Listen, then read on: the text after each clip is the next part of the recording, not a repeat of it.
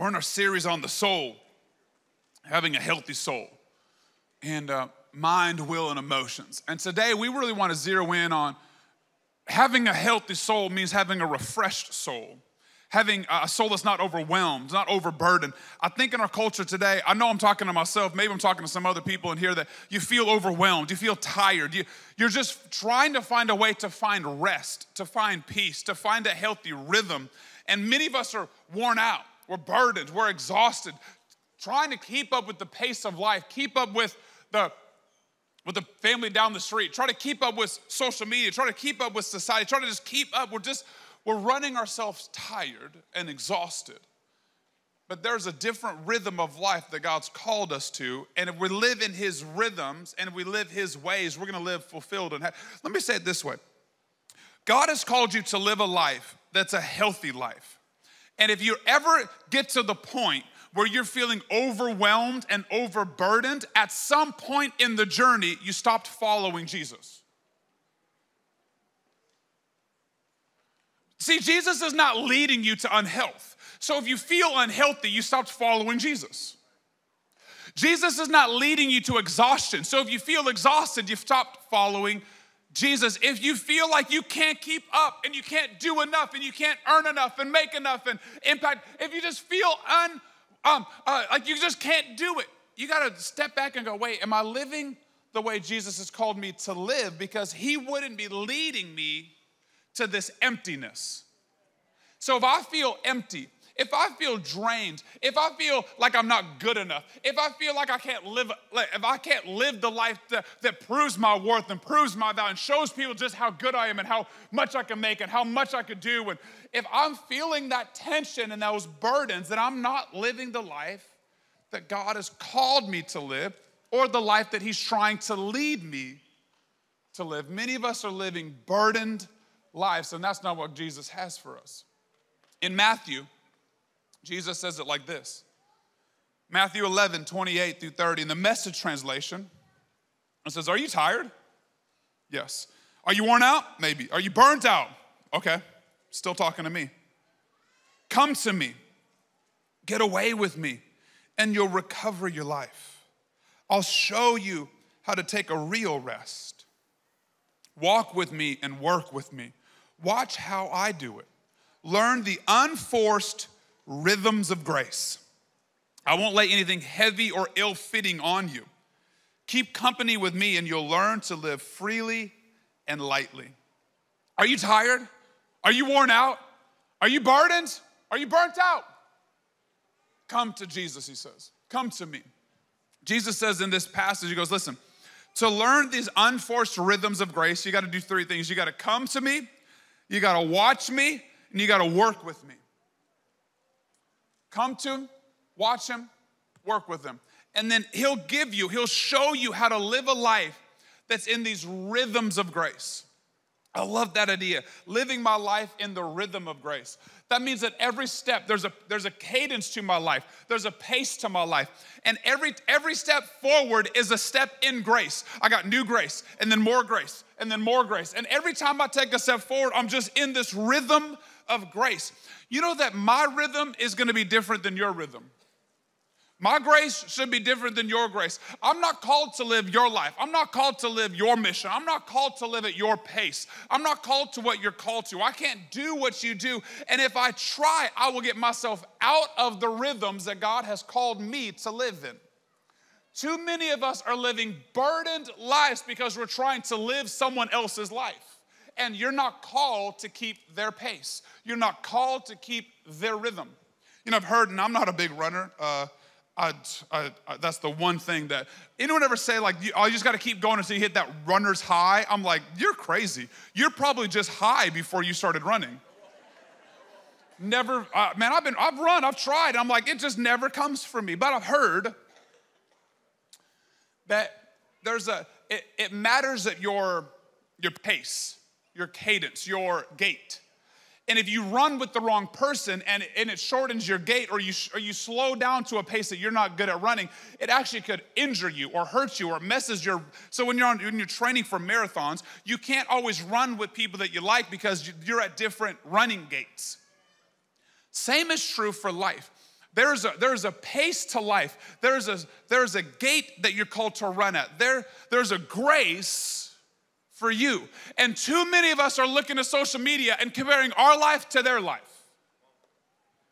My vacation to your vacation. My day off to your day off. My blessing to your blessing. My marriage to your marriage. My kid to your kid. And we're allowing other people's filtered lives to add burdens to our lives.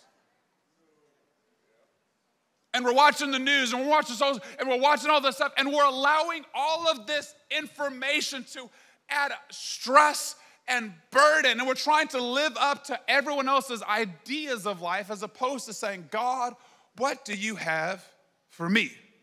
What's my grace? What's my rhythms of grace for the life you've called me to live?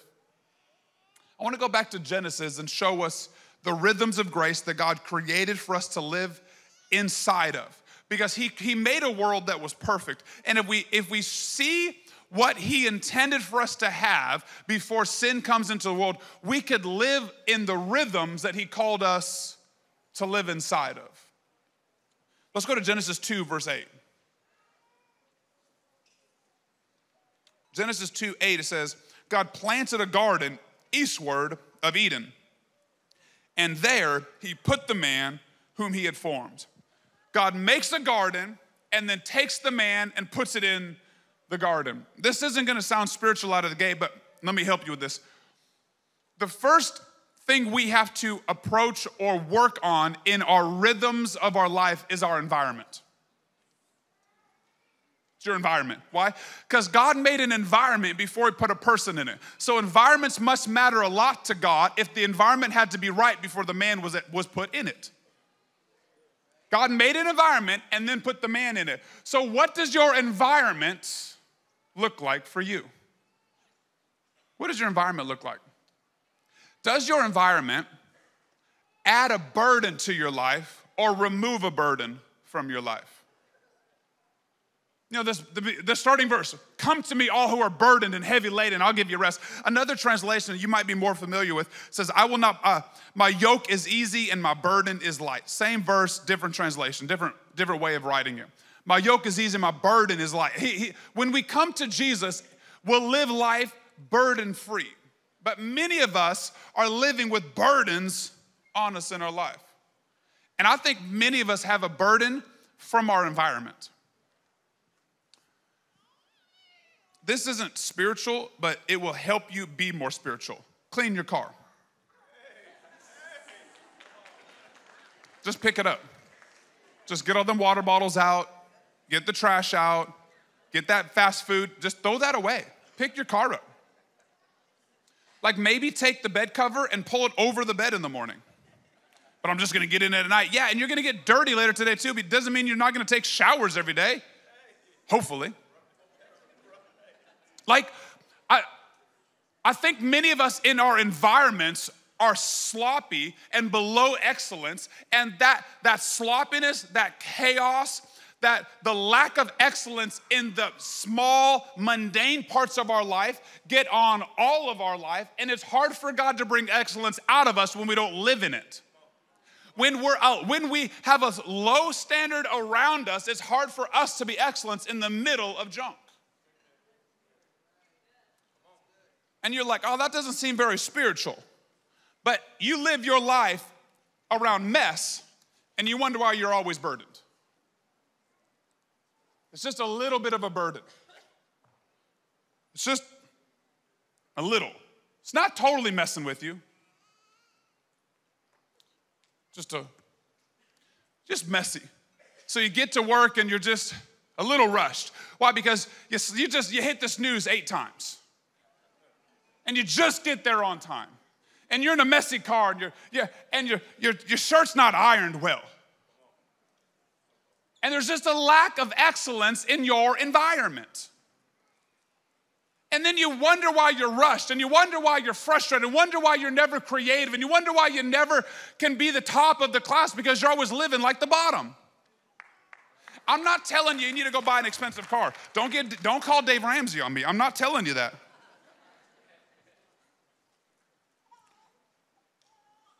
But the car that God's blessed you with walk with excellence with. The apartment that you have, the condo that you have, the house that you have, vacuum. Do the dishes. Make your bed. Why? Because apparently to God, your environment is a huge deal to your life. And so the environment that you're in should allow God to speak with freedom inside of. So there should be an excellence in your environments. Your environment should not add burden or add distraction from God to be able to speak and move in your life. And many of us, we just don't have excellence in what we do. We don't have excellence in what God's called us to. And it's showing up in all of your life. With your environment, if you're creative, what about your environment helps you be more creative? If you're emotional, what about your environment helps your emotions stay lined up where you want them to be? Like this all matters. The art in your room, the decorations, the Bible verses, the ambiance, the light, the energy, the music, the sounds. What does your environment do to add or remove burdens in your life? You think, well, this isn't very spiritual. Think about it. God made the environment and then put the man in it. Apparently it matters. Apparently to God, your environment is a big deal. So what does it look like? How does God feel when he's in your environment? Let me say it this way. If I came into your life and lived in your environment for a week, how would I feel? Would I feel creative? Would I feel excellent? Would I feel empowered? Would I feel called? Would I feel like God's got something on you? Or would I be like, man, it's just chaos. It's just messy. It's just lack of excellence. Well, how would you feel based off of, simply put, your environment? In Genesis, it also says it like this. Genesis 3:8. And they heard the sound of the Lord walking in the garden in the cool of the day. Your environment should be one where God's presence naturally exists. It says that they heard God walking in the cool of the day. I love that. It wasn't like they went to church to see the presence of God. It wasn't like they had this big prayer meeting to have the presence of God. It was like something got so bad in life, oh, we better pray about it. It was just God just walking like, hey, where's Joe? Hey, Adam, where you at? Hey, Chris, where are you at? It's just God looking for you. Does your environment include the presence of God? Or do you only seek God's presence in crisis? Do you only seek God's presence when you think of it? Or does your environment include his presence? Is it something like you just wake up and you wake up with a verse on your heart? You start singing, you start praying, you turn a worship song on, you read a verse in the morning. It's not this stagnant, rough ritual. I gotta give God 1 hour in the morning. No, you just wake up and just sing a worship song. Wake up and quote a verse. Wake up and invite him into your cars. Why God wants to be in your environment. How hard does God have to nudge you for you to hear him? How hard does God have to shove you before you realize he's talking? See, if your environment caters to the presence of God, he could just, hey, I love you. I'm here. I'm just here, just with you. When me and Krista started dating, there was about a month or two into it. We would drive north a bunch together because I used to lead worship up at our Mill Creek campus a bunch in our midweek service. And so we would drive up there every Wednesday together. And you know that new dating energy? There's like, you're just nervous, you're uptight, like, it's gotta be perfect. And what do we talk about? And don't say something silly. And don't say, there's a lot of energy, a lot of tension in the room. You're talking about. And we're driving, and it had gotten quiet for about a minute or two. And all of a sudden, she's like, awkward. You ever had a moment like that with someone? And my response was, well, it wasn't until you said that. Why? Because I was growing comfortable. I was like, listen, I don't need noise to be comfortable. Now, fast forward years and years and years, we could be in the same room. We don't have to fill the space with noise to enjoy each other's company. We could be in the same environment and be at peace. Can God be in the same room with you quietly, at peace, in your environment? Or is God only around when I gotta pray, oh God, I gotta worship. Can he just be around you? Let me say it this way, can you just be around him? God, just be with me. Be in my car as I drive. Be in my home as I get ready. Be in my home as I make breakfast for my kids, as I pack lunches for my kids, as I get the backpacks ready for. Just let your presence, it says he walked in the garden. It's like, hey, Adam, where you at? Just here. You didn't call me. You ain't praying for nothing. I'm just here. See, to learn the rhythms of grace, you have to have an environment where God's presence is always invited. An excellence, a creative, a space where you could just hear the whispers and the nudges of God. Genesis 2 says this. It's your environment. Your environment is having a big part of the health of your soul. Genesis 2:15 says, then the Lord God took the man and put him in the Garden of Eden to cultivate and to keep it. Hold up. How am I going to preach a lesson about rest and filling our souls and filling our tanks? And my second point is work. See, as I was prepping this message over the last few weeks, and honestly, I had two different messages written because I felt more resty, more, take a nap, fill your cup. And as I just kept fighting this idea. And I was like, how am I going to teach on work, God, when I'm trying to help them rest? And he says, you got to learn my rhythms to get my rewards. And if you follow my rhythm, you're going to get my reward. And part of his rhythm is his environment matters. And then he says, as I put the man in the garden, I said, now work it. Now cultivate where I've put you. Many of us struggle with burdens in our life. We get these burdens from work. I got to do more. I got to earn more. I got to be more. I got to manage more. I got to make more money. I got to work more hours. I got to do. I need more. I need another degree. I need another. And work is most of our burdens. Many of us are exhausted because of work. And could that be because we're believing, they should have gotten lighter sandbags, by the way. These things are stupid heavy. Right, foam would have done sufficient. You guys don't know how much this weighs. They didn't even get real heavy ones. Could have faked this better. Work is most of our burden. But in the rhythms of grace, work is supposed to fill, not drain. Godly work is part of the solution, not part of the problem. Let me unpack this for us. God put him in an environment, and then he said, cultivate it, work it, develop it. See, many of us struggle with work because our work often is scratching the itch for our identity. And if it's not scratching our identity, it's scratching our self-worth itch. I gotta prove that I'm worth it. I gotta prove my identity. I gotta build myself.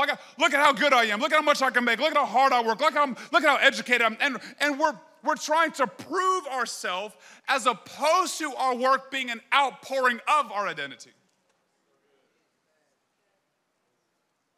And if work is your attempt at finding an identity, if work is an attempt at finding self-worth, if work is an attempt at finding that you're actually worthy and worth it and lovable, if that's your attempt, then you'll always be trying to fill a bottomless cup.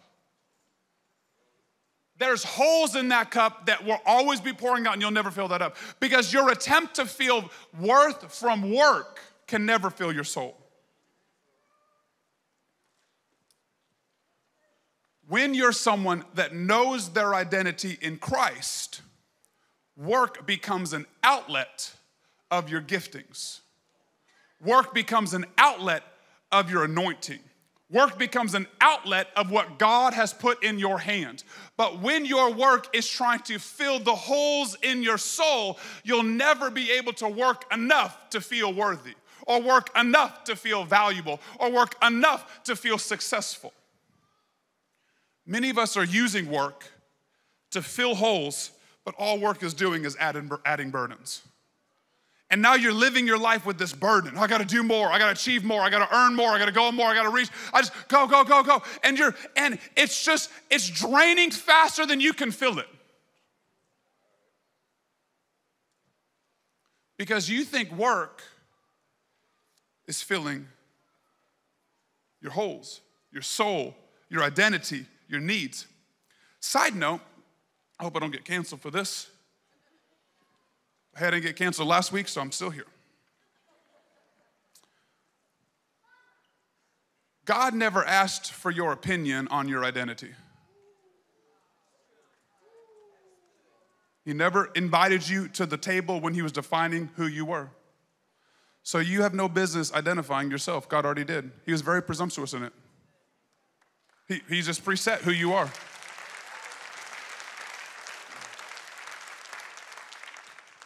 So the journey for finding identity isn't you discovering it, it's you finding out what God says about you.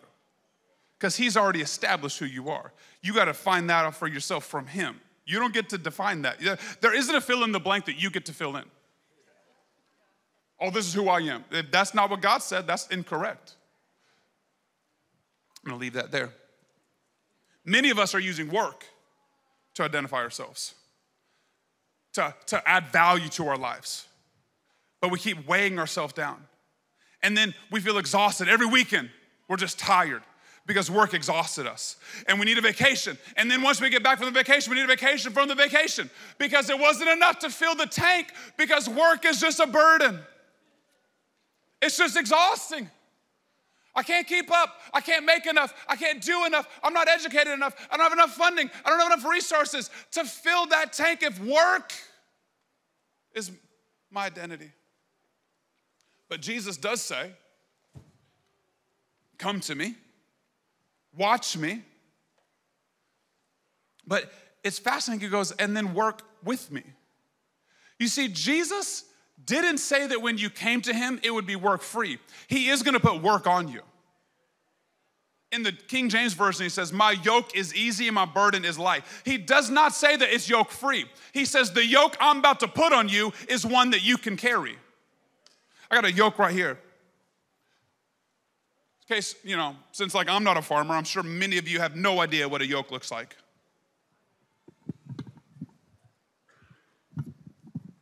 So this. You got two animals. Animal on one side, animal on the other side. This is a yoke. Goes on their necks. It keeps them attached to each other to plow the field, to harvest the field. Whatever these two animals were going to work together, it keeps them in unison together working. And Jesus says, listen, I have a yoke and I'm going to put it on you, but it's going to fit you perfect and you're going to work with me. So it's not going to be burdensome. It's not going to be uncomfortable. But there is work to do. So stop seeing work as your identity and stop seeing work as the issue. Work is not the issue. How you're identifying, how you're viewing it is putting it in the wrong light. But Jesus has got some work for you to do. He's going to do it with you, but it's going to fit you. It's going to be natural for you. When you discover who you are in Christ, you discover your gifts and your talents, you'll realize that work starts to not put burdens on you. It actually starts to fill you. Because you'll love kids. Man, God has called me to be a teacher, to love on these students, to love on these kids, to help them grow and develop. Man, I'm so creative. I love writing. I love creating. I love code. And I just feel like every time I get in it, it's like time just flies because I'm just in it and I'm creating, I'm developing. And I just love business and I love investments and I just see it. I love building, and you give me anything and I could build something out of it. There's just something on the inside of you. You were born to do it. There's a gifting in you. There's talents in you. There's motivation in you. And when you put your hands to it, you put your hands to that plow, all of a sudden it's like it just starts pouring out of you naturally. Because it's coming from someone that already knows who they are in Christ, and it's pouring out of you, not trying to define you. You see, work is a part of the rhythms of grace to keep your soul healthy. You got to understand this rhythm, fam. You got to understand that there is work, that God put Adam in, get this, he put him in a garden that he had just created himself. This might have been the best garden in the history of the world. And God's like, I still need you to work it. I don't get him like, God, like you just made this. This is perfect. He's like, keep it at that standard. Like, keep it up.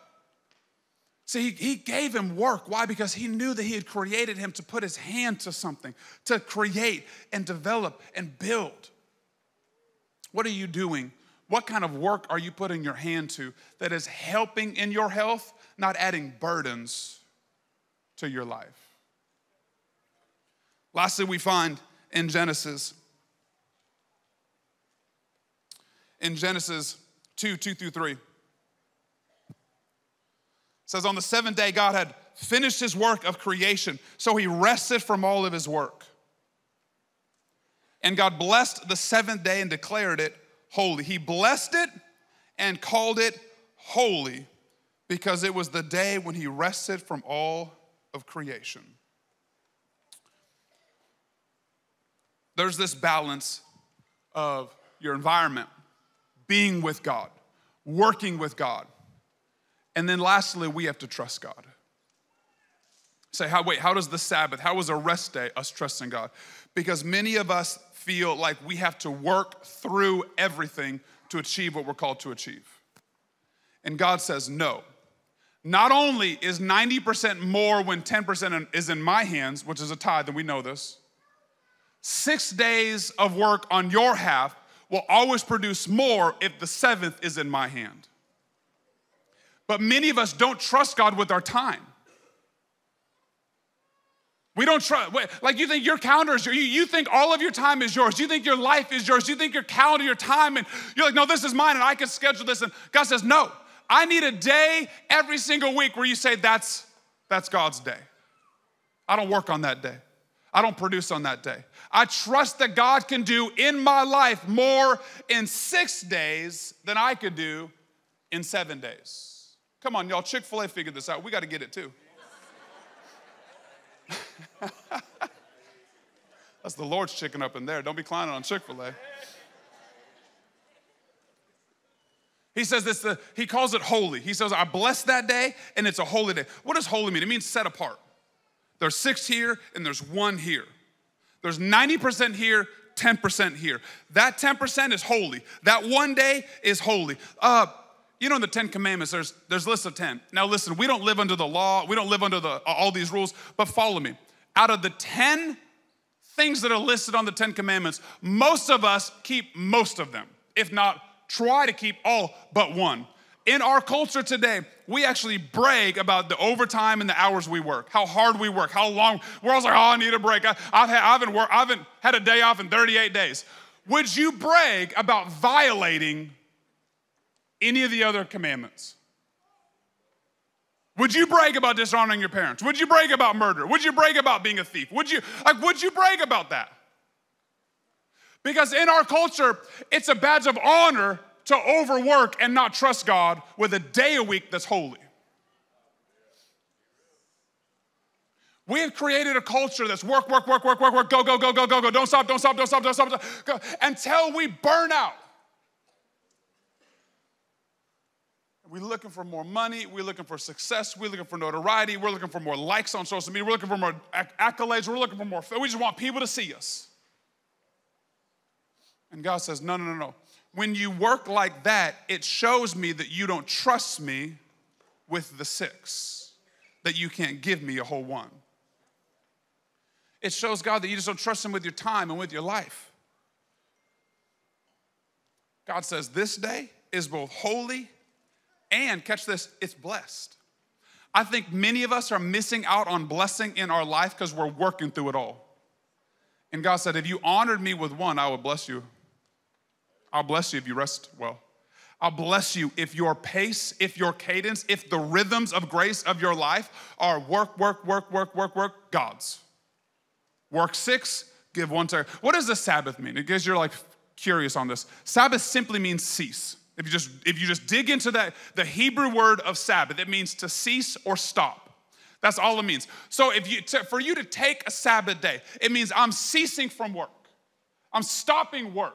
I'm unplugging it. They know email checks. They know work messages. I'm just giving God this entire day because he is priority in my life. And I trust him with this entire day because I know I could do with 6, with his blessing on the 6, what I could never do with 7 and not the blessing.